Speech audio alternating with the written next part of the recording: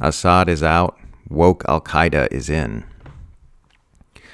Well, it looks like the government of Syrian President Bashar al-Assad is on its way out, likely to be replaced by one or more U.S. puppet regimes depending on whether the nation maintains its current borders or is carved up into separate states. The empire notches another win. I am not a military analyst, but analysts who are normally supportive and optimistic in favor of Assad, like Elijah Magnier and Pepe Escobar, are saying this is the end. Assad's whereabouts are unknown as Turkish-backed fighters and al-Qaeda-linked forces with a history of Western backing have swept through the country with alarming speed, and now Russia and Iran have joined with the governments of U.S.-aligned nations like Saudi Arabia, Egypt, Jordan, and Turkey in calling for an end to the fighting in favor of a political solution. CNN reports that opposition forces have entered Damascus in search of Assad, and footage reportedly shows Assad forces retreating from the area where the president's main residence is located. The U.S. proxy warfare in Lebanon and Ukraine makes a lot more strategic sense now. By tying up Hezbollah and Russia in other conflicts, the path was opened up for another run on Damascus and a chance to further cut off Hezbollah from supplies. Many pundits on my end of the commentary spectrum have been calling those proxy wars self-defeating and framing them as the desperate flailings of a dying empire, which will only accelerate its demise. But now here we are, watching the empire score a victory it's been chasing for years, with the Western Israeli stranglehold on the Middle East growing tighter than ever. Meanwhile, the press is falling all over itself to support this regime change by promoting the narrative that al-Qaeda is woke now. CNN just released a coddling softball interview with Abu Muhammad al-Jalani, the former ISIS and al-Qaeda member who leads the Syrian opposition group Hayat Tahrir al-Sham, HTS, which is itself a rebranded offshoot of al-Qaeda in Syria.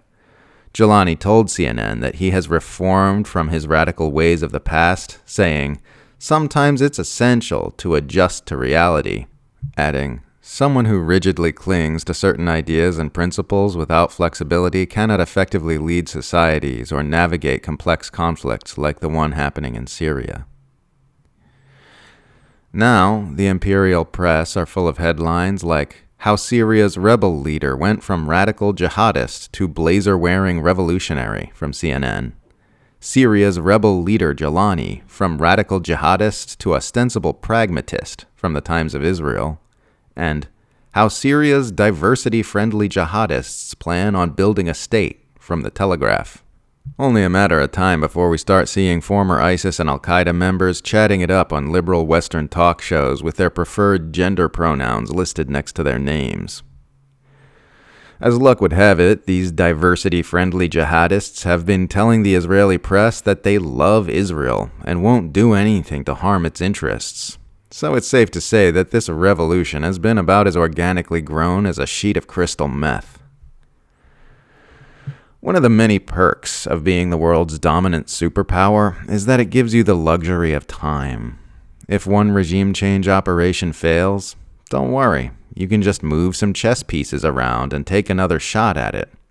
If a coup attempt fails in Latin America, relax, there will be other coup attempts.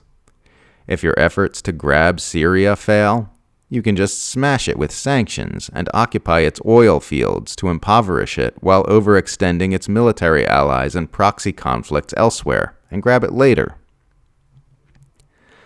A good kickboxer throws many combinations with the understanding that most strikes will miss or be blocked or cause minimal damage, trusting that eventually the one knockout blow will get through. No empire lasts forever, but there's no evidence that this one is going away anytime in the immediate future. This ugliness could conceivably drag itself out for generations.